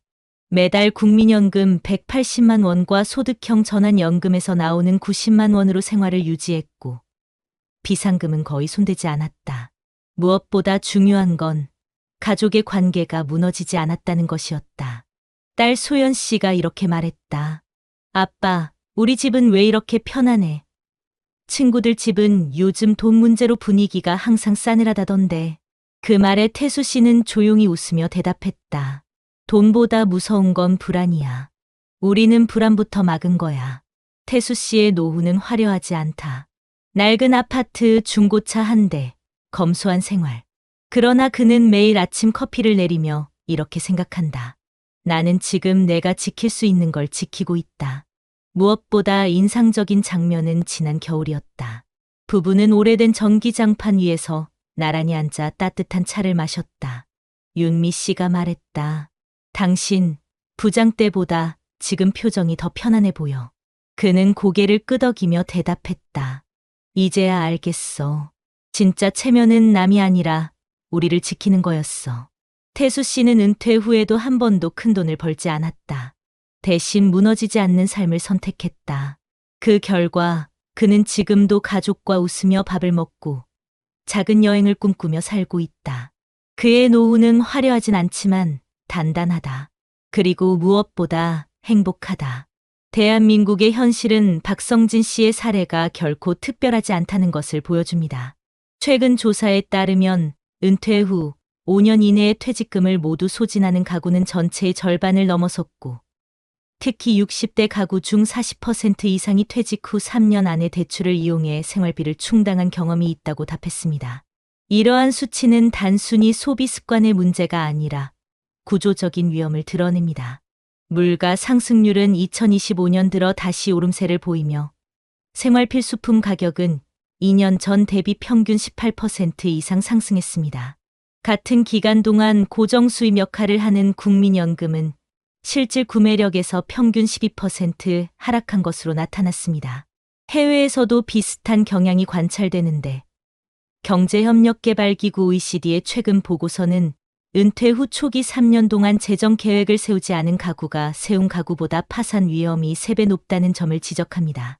특히 체면을 지키기 위한 소비가 노후 빈곤으로 이어지는 패턴은 동서양을 막론하고 공통적으로 나타납니다. 한글로벌 재무연구소의 장기 추적 조사에서는 퇴직 후에도 사회적 지위를 유지하려는 소비를 지속한 집단의 자산 감소 속도가 같은 연령대 평균보다 2배 이상 빠르다는 결과가 나왔습니다. 전문가들은 이를 사회적 소비 압박이라고 부르며 은퇴 이후에도 직장에서의 역할과 체면을 유지하려는 심리가 실제 재정 상태와 괴리를 만든다고 분석합니다. 이 심리가 가족 관계에도 직접적인 악영향을 미친다는 점이 중요한데 한국제가족재정연구에서는 은퇴 후 2년 차에 가계 부채가 급격히 늘어난 가정의 60% 이상이 부부 갈등과 자녀와의 대화 단절을 경험했다고 밝혔습니다. 특히 차량과 부동산 같은 상징 자산을 끝까지 유지하려는 태도가 재정 악화를 가속화한다는 점은 해외 논문에서도 일관되게 나타납니다. 캐나다의 한 노후 재정 연구 프로젝트는 은퇴 후 차량 유지비와 체면, 소비를 줄이지 않은 가구의 평균 파산 위험이 그렇지 않은 가구 대비 2.7배 높다고 보고했습니다. 또 다른 유럽의 장기 패널 연구에서는 퇴직금의 20% 이상을 초기 2년 동안 비필수 소비에 사용한 집단이 이후 10년 동안 빈곤선 이하로 떨어질 확률이 45%를 넘는다는 결과가 나왔습니다. 전문가들은 이런 데이터를 통해 공통적으로 강조합니다. 은퇴 후 첫 3년은 노후 전체의 안정성을 좌우하는 결정적 시기이며 이 기간 동안 체면을 위한 소비와 상징적 자산 유지가 재정적 파탄의 주된 원인이 된다고 경고합니다. 그리고 무엇보다도 초기 단계에서 재정 상태를 가족과 공유하고 지출의 우선순위를 명확히 정한 가구가 그렇지 않은 가구보다 노후의 안정성을 유지할 확률이 3배 이상 높다는 점은 국내외를 막론하고 일치하는 결과입니다. 이는 박성진 씨 사례와도 정확히 겹칩니다. 그는 퇴직 후 가족과의 재정 계획을 세우지 않았고 체면을 위해 BMW를 끝까지 붙잡으며 생활 수준을 낮추지 못했습니다. 반면 재무 전문가들은 반복해서 말합니다. 은퇴 후 첫 번째 실수는 수익이 아닌 지출에서 시작된다. 지금 한국의 경제 상황은 이런 경고를 더 크게 만들고 있습니다. 고금리, 고물가, 그리고 불안정한 연금 체계 속에서 단 한 번의 잘못된 선택이 평생의 노후를 흔들 수 있다는 사실은 통계가 증명하고 있습니다. 이 수치는 숫자에 불과하지만 그 안에는 수많은 가정의 눈물과 한숨이 담겨 있다는 점에서 가볍지 않습니다. 대한민국의 통계는 박성진 씨의 사례가 예외가 아니라는 것을 보여줍니다. 최근 전국 가계 재정조사에 따르면 은퇴 후 5년 이내에 퇴직금을 모두 소진하는 가구가 전체의 절반을 넘었고 특히 60대 가구의 42%는 퇴직 후 3년 안에 생활비를 마련하기 위해 대출을 사용한 경험이 있다고 답했습니다. 2025년 현재 한국의 평균 물가 상승률은 2년 전 대비 6% 이상 높아졌고 전기와 가스 같은 필수 공공요금은 15% 가까이 올랐습니다.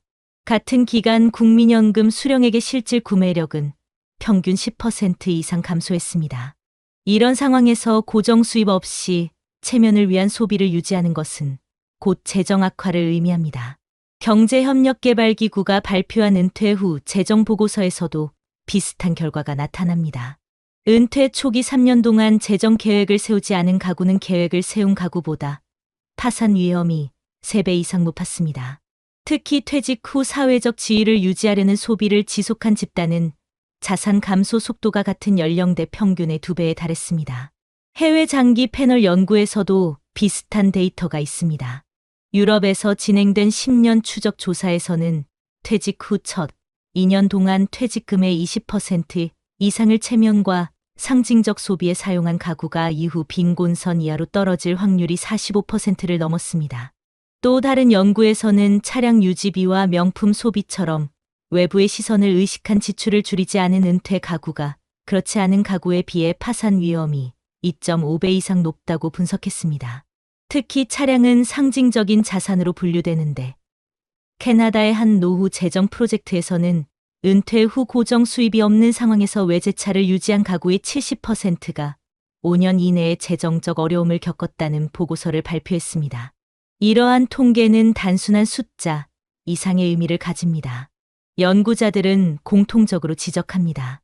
은퇴 후 첫 3년은 노후의 안정성을 결정짓는 시기이며 이 기간의 체면을 위한 소비와 상징 자산 유지가 재정 파탄의 주요 원인이라는 점입니다. 또한 가족과의 재정 소통 부재가 갈등과 단절을 불러오는 결정적 요소라는 사실도 빠지지 않습니다. 한 국제가족재정연구에서는 은퇴 후 2년 차에 가계 부채가 급증한 가정의 60% 이상이 부부 갈등과 자녀와의 대화 단절을 경험했다고 밝혔습니다.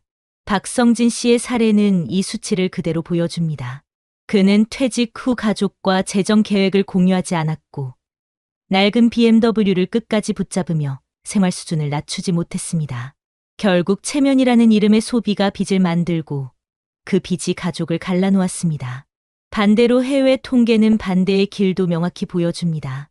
초기 은퇴 자산의 70% 이상을 보호하고 체면, 소비를 줄인 가구는 10년 후에도 안정된 생활을 유지할 확률이 3배 이상 높았습니다. 전문가들은 이렇게 말합니다.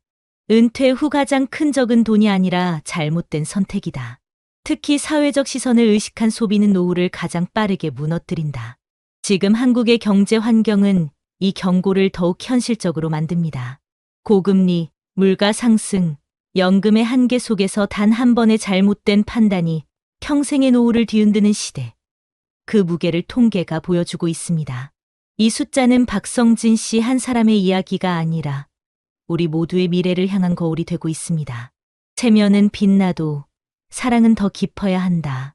돈은 사라져도 믿음은 남아야 한다. 집은 무너져도 가족은 함께여야 한다. 여러분, 오늘 우리는 두 사람의 인생을 보았습니다. 하나는 과거의 영광과 체면을 붙잡다. 결국 가족과 삶을 잃은 박성진 씨의 이야기. 또 하나는 불안보다 사랑을 먼저 선택하고 노후의 작은 행복을 지켜낸 김태수 씨의 이야기였습니다. 같은 세대, 같은 나이, 같은 출발선에서 이렇게 다른 길을 걸었다는 사실이 마음을 울리지 않으신가요? 성진 씨는 낡은 BMW를 지키며 체면을 잃지 않으려 했지만 결국 그 차 옆에 혼자 서 있었습니다. 반면 태수 씨는 외제차 대신 가족을 붙잡고 화려한 소비 대신 서로의 손을 잡았습니다. 그 결과 그의 집은 크지 않아도 따뜻했고 통장은 두껍지 않아도 웃음은 사라지지 않았습니다. 여러분, 우리 모두 언젠가는 선택의 길목에 서게 됩니다. 무엇을 붙잡고 무엇을 내려놓을 것인가? 그때 우리가 지켜야 할 것은 체면도 외형도 아닌 함께 살아갈 사람들 아닐까요? 노후의 진짜 성공은 돈의 크기가 아니라 마지막까지 곁에 남아있는 미소와 손길에 있다는 걸 잊지 않았으면 합니다. 이 영상을 보시는 모든 60대, 70대 여러분, 지금부터라도 늦지 않았습니다. 통장 속 숫자보다 소중한 건 식탁에 둘러앉은 가족의 온기이고 BMW의 로고보다 값진 건 내 옆에 있는 사람의 눈빛입니다. 오늘 영상이 여러분의 마음에 작은 울림을 남겼길 바랍니다. 그리고 부디 우리 모두 태수 씨처럼 사랑을 먼저 지키는 선택을 하길 바랍니다.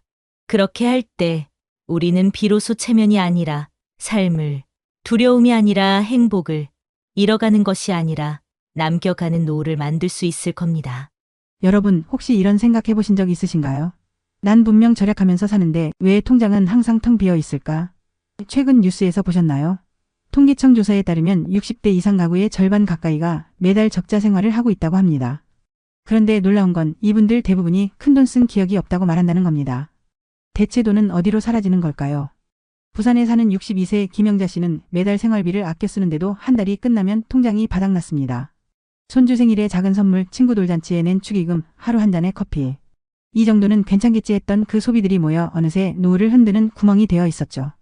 혹시 여러분도 비슷한 경험 있으신가요? 지금 이 순간에도 알지 못한 채 지갑에서 새어나가는 돈이 있다면 그건 단순한 소비가 아니라 여러분의 다음 10년을 위협하는 조용한 적신호일 수 있습니다.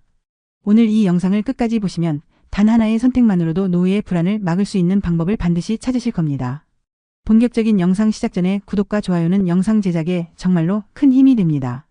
또한 오늘의 영상에는 위에 말씀드린 내용과 관련된 대한민국에서 일어나고 있는 비참한 사례 한 가지와 그와 반대되는 사례를 소개해드리겠습니다. 여러분들이 다 들어보시고 어느 쪽이 내가 원하는 노후의 인생인지 생각해보시는 시간이 되시기 바라겠습니다.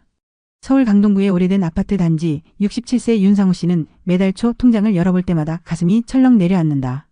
숫자는 점점 작아지고 그와 반비례하게 불안은 커져만 간다. 손에 든 지갑은 가볍다 못해 허전하다. 그 지갑은 이제 텅 빈 노후라는 그의 현재를 상징하는 물건이 됐다. 윤 씨는 한때 국내 굴지의 대기업에서 부장으로 근무했다. 35년을 성실하게 일했고 62세 명예퇴직, 당시 받은 퇴직금은 5억 3천만 원이었다. 퇴직식 날 후배들이 건넨 꽃다발과 회사에서 준비한 기념패를 들고 집에 돌아왔을 때 아내는 눈시울을 붉히며 말했다. 여보, 이제 진짜 편하게 살자. 그동안 고생 많았어. 그 말에 윤 씨도 웃으며 대답했다. 이제 우리 둘만의 시간이다. 걱정 없이 살자. 그때만 해도 그의 지갑은 묵직했고 마음도 든든했다. 하지만 5년이 지난 지금 그 지갑은 텅 비어 있다. 더 무서운 건 윤 씨 본인이 말하는 한마디였다. 난 큰돈 쓴 기억이 없는데 왜 이렇게 된 걸까? 퇴직 후 첫 해 윤 씨의 일상은 한없이 평화로웠다. 새벽 알람 대신 햇살에 눈을 뜨고 아내와 함께 천천히 아침을 차리는 여유. 평생 회사와 집을 오가며 보낸 그는 이제야 사람답게 사는구나라는 생각을 했다. 손주가 태어났을 때는 더 행복했다. 딸이 아기를 안고 집에 들어왔을 때 윤 씨는 손주를 품에 안으며 약속했다. 할아버지가 뭐든 다 해줄게. 너 하고 싶은 거 다 해. 처음엔 작은 장난감 하나였다. 아기 신발 한 켤레, 귀여운 모자. 하지만 손주는 빠르게 자랐다. 첫 생일, 어린이날, 크리스마스. 용돈 봉투가 오가고 학원비 일부를 보태주면서 윤 씨의 마음은 뿌듯했지만 통장 잔고는 조금씩 줄어들고 있었다. 어느 날 손주가 말했다. 할아버지 이번엔 뭐 사줄 거예요? 그 말은 귀여웠지만 동시에 그의 어깨를 살짝 무겁게 눌렀다. 아내도 가볍게 농담했다. 당신 이번 달은 또 뭐 사줄 거야? 윤 씨는 웃으며 대답했다. 이럴 때 쓰려고 평생 일했지. 하지만 그 웃음 뒤에서 그는 자신도 모르게 불안의 씨앗을 키우고 있었다. 관계도 문제였다. 퇴직 후 연락이 뜸해진 회사 동료들이 있는 반면 동창 모임의 연락은 오히려 늘어났다. 상호야, 이번에 민호 아들 결혼한다. 너 빠지면 섭섭하다. 이번 주말 영철이 칠순이야. 얼굴 좀 보여. 윤 씨는 한 번도 빠지지 않았다. 대기업 부장이라는 체면도 있었다. 축의금은 항상 남들 수준에 맞춰 10만 원 이상. 식사 자리에서는 자연스럽게 그의 카드가 나왔다. 오늘은 내가 사라. 내가 있으면 우리 든든하잖아. 친구들의 농담 섞인 말에 윤 씨는 한사코 웃으며 결제했다. 그렇게 한 달에 수십만 원, 1년이면 수백만 원이 관계 유지비라는 이름으로 빠져나갔다. 그는 항상 스스로를 위로했다. 이 정도는 괜찮겠지. 오랜 친구들이잖아. 하지만 그 괜찮겠지가 모여 퇴직금의 한 축을 무너뜨리고 있었다. 집 문제는 결정타였다. 퇴직 후 아내는 조심스럽게 말했다. 여보, 이제 도심 떠나서 조금 작은 집으로 갈까? 관리비도 덜고 공기도 좋은 데서 살자. 하지만 윤 씨는 단호했다. 평생 여기서 살았는데 이 동네에 떠나면 내가 더 초라해질 것 같아. 전세 계약 만료가 다가오자 집주인은 말했다. 이번엔 월세로 전환해야겠어요. 보증금 줄이고 월세는 120만 원. 윤 씨는 잠시 망설였지만 결국 고개를 끄덕였다. 뭐 우리가 그 정도는 내지. 하지만 매달 나가는 120만 원은 퇴직자에게 너무 무거운 숫자였다. 전기세, 관리비, 보험료를 합치면 매달 고정비만 200만 원을 넘었다. 아내가 허리 통증으로 병원에 가려 할 때 윤 씨는 먼저 통장을 열어봤다. 이번 달은 좀 참자. 다음 달에 가도 되지? 아내는 아무 말 없이 고개를 끄덕였지만 그 눈빛에서 서운함과 걱정이 동시에 묻어났다. 그렇게 미룬 병원비는 결국 아내의 상태를 더 악화시켰다. 윤 씨는 어느 순간부터 계산기를 두려워하게 됐다. 퇴직금 5억 3천만 원 중 절반 이상이 사라졌지만 그는 여전히 이렇게 말한다. 난 진짜 큰돈 쓴 적이 없다니까. 새 차를 산 것도 아니고 해외여행을 다닌 것도 아니다. 하지만 매일 마셨던 카페에 커피 2잔, 손주에게 쓴 작은 선물, 친구 모임의 식사비, 그리고 월세. 그 사소한 것들이 조용히 그의 지갑을 비우고 있었다. 어느 날 마트에서 장을 보던 윤 씨는 계산대 앞에서 멈췄다. 장바구니 속엔 손주 과자와 장난감이 또 담겨 있었다. 그때 아내가 조용히 물었다. 여보, 우리 진짜 이거 다 필요해? 윤 씨는 대답을 하지 못했다. 그 순간 깨달았다. 지금 자신이 쓰는 돈은 필요라기보다 습관이었다는 걸. 가장 가슴 아픈 건 지난해 겨울이었다. 손주가 독감으로 입원해야 했는데 딸이 전화를 걸어왔다. 아빠, 이번 달은 좀 힘들어요. 병원비 좀 도와줄 수 있어? 윤 씨는 대답 대신 지갑을 열었다. 잔액은 28만 원. 결국 그는 카드론을 신청했다. 전화를 끊고 한참 동안 거실 한가운데 앉아 있었다. 손에 든 지갑은 한없이 가벼웠다. 내가 이렇게 살 줄은 몰랐어. 그의 입에서 나온 건 후회도 분노도 아닌 공허한 한숨이었다. 퇴직식 날의 든든함은 사라지고 불안만 남았다. 요즘 윤 씨는 스스로에게 같은 질문을 반복한다. 도대체 돈은 어디로 간 걸까? 그러다 거실 서랍에 놓인 낡은 지갑을 본다. 그 지갑은 아무 말도 하지 않지만 지난 5년의 모든 이야기를 담고 있다. 빳빳했던 퇴직금의 무게 대신 사소한 소비와 습관이 남긴 가벼움. 그리고 그 안에 담긴 두려움. 노후의 가난은 한 번에 오지 않는다. 윤 씨의 이야기는 그것을 보여준다. 작은 선택, 사소한 지출이 쌓이고 쌓여 어느 날 갑자기 텅 빈 지갑을 들고 서 있는 자신의 모습을 마주하게 된다. 그리고 그때는 이미 늦어버린 경우가 많다. 여러분 어떠시나요? 위의 사례는 정말 비참하고 서글픈 인생 아닌가요? 하지만 지금부터 소개해드리는 사례는 정반대의 선택으로 행복한 노후를 보내고 있는 분을 소개해드리겠습니다. 경기도 용인에서 사는 66세 장은철 씨는 은퇴 후 누구보다 평온한 일상을 살고 있습니다. 그는 한때 국내 유명 전자회사의 생산기술팀 과장으로 30년 넘게 근무했습니다. 퇴직금은 5억 5천만 원, 그 역시 많은 사람들이 부러워할 만한 숫자였습니다. 하지만 장 씨의 이야기가 특별한 이유는 돈의 액수가 아니라 쓰는 방식에 있었습니다. 퇴직을 5년 앞두고 장 씨는 아내와 매주 저녁 식탁에서 미래 회의를 열었습니다. 둘만의 규칙이 있었죠. 우리의 70대는 지금부터 만든다. 매달 가계부를 함께 펼쳐보며 생활비, 고정비, 소비 패턴을 점검했습니다. 그리고 중요한 결정을 내렸습니다. 은철 씨, 이 집은 너무 커. 관리비만 매달 40만 원이야. 지금 옮기자. 그래. 지금 옮겨야 나중에 편하지. 그들은 퇴직 3년 전 과감히 도심의 35평 아파트를 팔고 경기도 외곽의 23평 소형 아파트로 이사했습니다. 매달 빠져나가던 관리비와 유지비는 절반으로 줄었고 그 차액을 고스란히 노후 생활비 계좌에 넣었습니다. 주변에서는 아직 젊은데 왜 벌써 줄이냐고 했지만 장 씨 부부는 확신했습니다. 늦기 전에 몸을 가볍게 만들어야 한다. 손주 사랑도 남달랐지만 그는 다른 방식을 택했습니다. 첫 손주가 태어났을 때 그는 작은 공책을 꺼내 딸에게 건넸습니다. 이건 할아버지의 약속장이야. 장난감은 1년에 2번 대신 매주 토요일엔 이 아이와 시간을 보낼 거야. 그는 돈 대신 시간을 선물했습니다. 매주 손주와 함께 동네 공원을 산책하고 계절마다 작은 텃밭에서 수확한 채소로 요리를 함께 했습니다. 손주가 초등학교에 들어갔을 때 담임 선생님이 말했다고 합니다. 이 아이는 물건보다 기억을 소중히 여기는 걸 아네요. 참 따뜻하게 자랐어요. 장 씨는 웃으며 대답했습니다. 돈은 잊혀져도 같이 걸었던 길은 남으니까요. 관계 유지에서도 그는 원칙을 세웠습니다. 퇴직 후 1년 동안 그는 모든 모임에 나가지 않았습니다. 대신 전화를 걸어 한 명씩 안부를 묻고 진짜 소중한 친구를 골랐습니다. 영수야, 우리 둘만 밥 한번 먹자. 오랜만에 내 얘기 듣고 싶다. 그는 모임을 줄이고 깊은 관계만 남겼습니다. 축의금도 바꿨습니다. 무조건 10만 원, 20만 원이 아니라 자신의 상황과 친밀도에 맞춰 5만 원에서 7만 원으로 기준을 낮췄습니다. 처음엔 눈치가 보였지만 의외로 대부분의 친구들은 이해했습니다. 은철아, 내가 와준 것만으로도 고맙지. 액수는 중요하지 않아. 그때 그는 깨달았습니다. 관계를 지키는 건 돈이 아니라 진심이구나. 퇴직 후 그는 가장 먼저 고정비 다이어트부터 시작했습니다. 휴대폰 요금제, 자동이체 서비스, 보험 상품을 하나씩 정리했습니다. 필요 없는 구독을 해지하고 매달 5만 원씩 나가던 사용하지 않는 보험을 중단했습니다. 작은 절약이었지만 그 덕분에 매달 30만 원 이상을 아꼈습니다. 또한 그는 무소비 데이를 부부가 함께 실천했습니다. 매달 5일 지갑을 열지 않는 날을 정해 그날은 집에 있는 재료로 요리하고 무료로 즐길 수 있는 산책과 독서를 했습니다. 처음엔 불편했지만 시간이 지나면서 깨달았습니다. 돈을 안 쓰는 하루가 불편한 게 아니라 돈이 필요 없는 하루가 자유롭구나. 그의 삶이 특별히 빛난 건 위기가 닥쳤을 때였습니다. 퇴직 2년 후 아내가 무릎 수술을 해야 했습니다. 대부분의 동년배들이 병원비 앞에서 망설일 때 장 씨는 단호했습니다. 걱정 마. 우리 준비했잖아. 그는 의료비 계좌에서 바로 돈을 꺼냈습니다. 아내는 수술 후 회복하면서 말했다. 여보, 우리 진짜 잘했어. 이건 돈이 아니라 마음의 평안이야. 장 씨는 그날 처음으로 느꼈습니다. 노후 준비는 통장 잔고가 아니라 불안하지 않은 상태구나. 지금의 그는 매일 아침 텅 빈 지갑이 아니라 가볍지만 든든한 지갑을 열어봅니다. 안에는 현금 몇 장과 함께 손주가 그려준 그림 한 장이 들어있습니다. 돈보다 더 값진 그의 인생의 증거입니다. 친구들이 가끔 물어봅니다. 은철아, 넌 어떻게 이렇게 평온하냐? 우리랑 같은 퇴직자인데 왜 넌 불안하지가 않냐? 장 씨는 웃으며 대답합니다. 나는 미리 가벼워지는 연습을 했거든. 덜 쓰는 게 가난해지는 게 아니라 내 삶을 내가 지키는 거더라. 그의 말에 친구들은 잠시 말을 잃습니다. 노후를 준비한다는 건 거창한 재테크가 아니라 덜 필요로 하는 삶을 만들어가는 과정임을 그는 온몸으로 보여주고 있습니다. 통계를 보면 윤상우 씨 같은 상황은 결코 예외가 아닙니다. 한국통계청이 발표한 2025년 가계금융복지조사에 따르면 60세 이상 은퇴 가구의 약 45%가 매달 적자 상태로 생활하고 있으며 이 중 절반 이상은 큰돈을 쓴 기억이 없다고 답했습니다. 소액 지출과 관계 유지비, 손주 관련 소비 등이 주요 원인으로 지목됐는데 이 같은 패턴은 한국만의 문제가 아닙니다. 일본 노후경제연구소에서도 65세 이상 가구를 대상으로 한 조사에서 유사한 결과가 나왔습니다.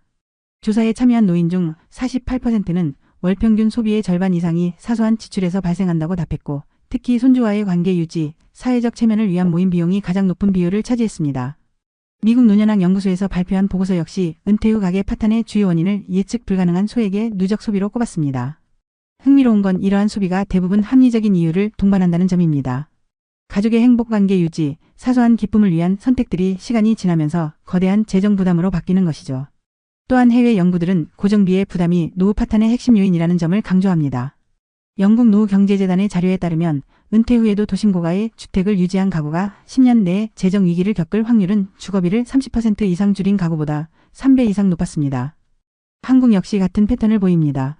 한국개발연구원의 시뮬레이션에 따르면 은퇴 후 소득이 급격히 줄어드는 60대 이후에는 고정비가 월 생활비의 50%를 넘을 경우 자산 소진 속도가 2배 이상 빨라지는 것으로 나타났습니다. 윤상우 씨가 월세 전환 이후 빠르게 재정 불안을 겪었던 것도 같은 맥락입니다. 전문가들은 은퇴 후 첫 5년을 지출 구조를 재설계해야 하는 황금 시기라고 부릅니다.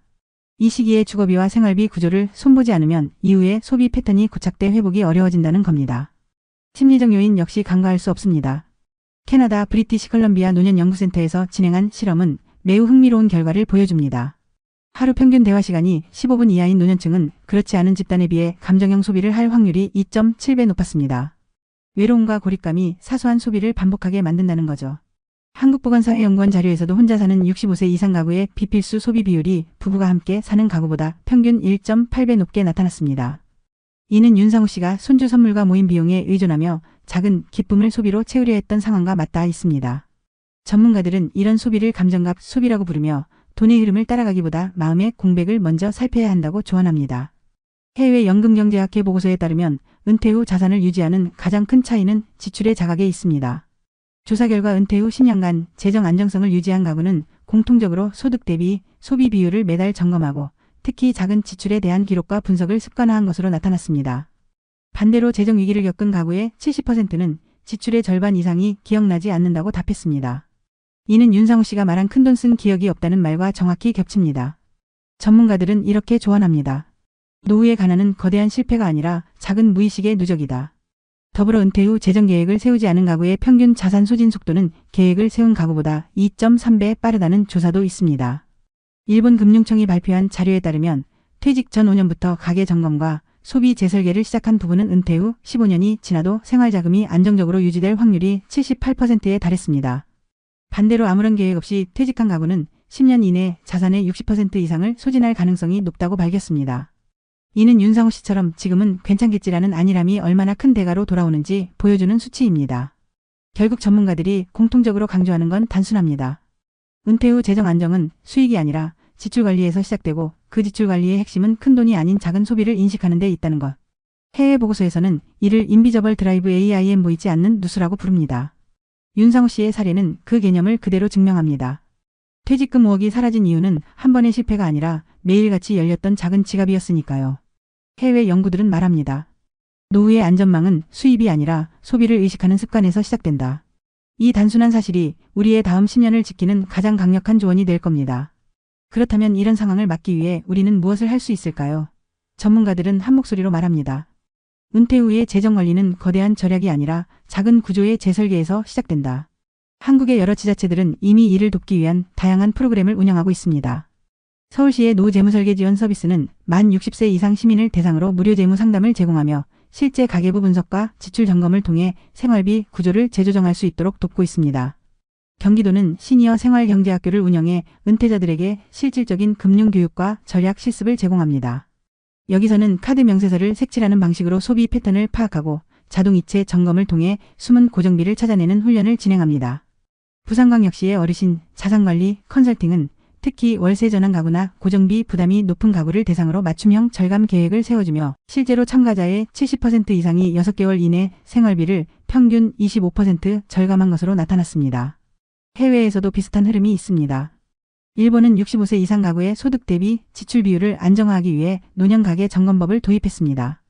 이 법은 은퇴자 가구의 월별 지출을 정부와 지자체가 함께 분석하고 일정 비율 이상의 불필요한 소비 항목이 발견되면 무료 컨설팅을 의무적으로 제공하도록 하고 있습니다. 영국은 에이징 웰 앳 홈 프로젝트를 통해 고정비 절감을 목표로 소형주택 이전을 지원하며 이사 비용의 일부를 국가에서 부담해 노년층의 주거비를 줄이는 정책을 시행 중입니다. 미국의 경우 각주 정부에서 시니어 스펜딩 오딧이라는 프로그램을 운영해 은퇴자 가구가 매년 한 번 지출을 공개적으로 점검받을 수 있도록 하며 이를 통해 재정 파탄을 예방하고 있습니다. 우리나라에서도 이와 유사한 모델이 확산되고 있습니다. 충청남도는 시니어 무소비 챌린지를 통해 한 달 중 하루를 지갑 닫는 날로 지정하고 참가자들이 경험을 공유하도록 하여 절약 습관을 만들고 있습니다. 실제 참가자 중 상당수는 돈을 안 쓰는 하루가 처음엔 불편했지만 시간이 지나자 돈 없이도 살 수 있다는 자신감이 생겼다는 피드백을 남겼습니다. 전문가들은 이런 작은 경험이 장기적인 재정 안정으로 이어진다고 강조합니다. 또한 전라북도는 지역복지관과 연계해 손주와 함께하는 시간 선물 프로젝트를 진행 중입니다. 돈이 아닌 시간을 손주와 공유하는 활동을 장려하며 이를 통해 손주 관련 소비를 줄이면서도 관계의 질을 높이는 효과를 거두고 있습니다. 해외에서도 동일한 연구 결과가 나옵니다. 캐나다 노년경제연구소는 노후의 소비 절약은 단순한 돈의 문제가 아니라 감정의 전환이며 돈보다 시간을 투자할 때 재정과 관계가 함께 안정된다는 보고서를 발표했습니다. 이 모든 사례가 말하는 건 단순합니다. 지금 당장 할 수 있는 가장 효과적인 변화는 보이는 소비와 보이지 않는 소비를 구분하는 것, 그리고 지자체와 국가가 제공하는 프로그램을 적극적으로 활용하는 것입니다. 퇴직 후 첫 5년은 지출 구조를 다시 설계할 수 있는 결정적 시기입니다. 무소비 데이를 실천하며 소비의 경계선을 다시 그어보고 카드 명세서 색칠을 통해 자신의 소비 패턴을 눈으로 확인하며 고정비를 점검해 불필요한 항목을 제거하는 작은 행동이 여러분의 다음 10년을 바꿀 수 있습니다. 해외의 법과 정책, 국내 지자체의 프로그램은 이미 우리에게 길을 보여주고 있습니다. 서울의 재무설계 서비스, 일본의 노년 가계 점검법, 영국의 소형주택 이전 지원, 미국의 연간 소비 감사 프로그램. 이 모든 것의 목적은 같아요. 돈 때문에 불안하지 않은 노후를 만드는 것. 그리고 그 시작은 거창한 투자나 복잡한 금융 상품이 아니라 바로 오늘 여러분이 지갑을 한 번 덜 여는 그 선택에서 시작됩니다. 텅 빈 지갑 속에 잊고 있던 내 삶이 있었다. 가벼운 지갑 속에 채워지는 건 평온한 마음이었다. 여러분, 오늘 이야기 속 두 사람을 떠올려 보세요. 한 사람은 평생을 일해 모은 퇴직금을 손에 쥐었지만 어느 날 문득 텅 빈 지갑을 바라보며 난 큰돈 쓴 적이 없는데 왜 이렇게 되었을까라는 말을 남겼습니다. 사소한 지출 관계를 위한 비용, 습관처럼 반복된 소비들이 그의 노후를 조금씩 무너뜨렸죠. 그와 반대로 또 한 사람은 같은 길 위에서 전혀 다른 선택을 했습니다. 돈보다 시간을, 체면보다 마음을 남겼던 그는 작은 집과 작은 소비 속에서 오히려 더 큰 행복을 발견하며 평온한 노후를 살고 있습니다. 두 사람의 차이는 거창한 재테크도 엄청난 수익도 아니었습니다. 단지 지갑을 여는 순간을 스스로 선택했는가, 아니면 익숙한 습관과 눈치에 맡겼는가였습니다. 여러분, 지금 내 지갑은 어떤가요? 무겁지만 불안한가요? 아니면 가볍지만 든든한가요? 우리의 노후는 큰 돈이 아니라 작은 선택이 만듭니다. 혹시 지금도 마음속에서 작은 두려움이 올라오나요? 그렇다면 그것은 변화를 시작할 수 있다는 신호입니다. 오늘부터 단 하루라도 지갑을 덜 열어보세요. 덜 쓴다는 건 초라해지는 게 아니라 내 삶을 내가 지키는 연습입니다.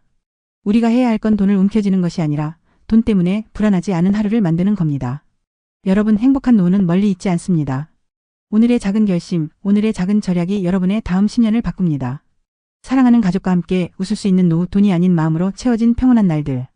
그것은 바로 지금 우리의 선택에서 시작됩니다. 여러분의 지갑은 단순한 돈의 그릇이 아니라 앞으로의 삶을 담는 그릇입니다. 그 안에 무엇을 담을지는 오늘 여러분의 손에 달려 있습니다.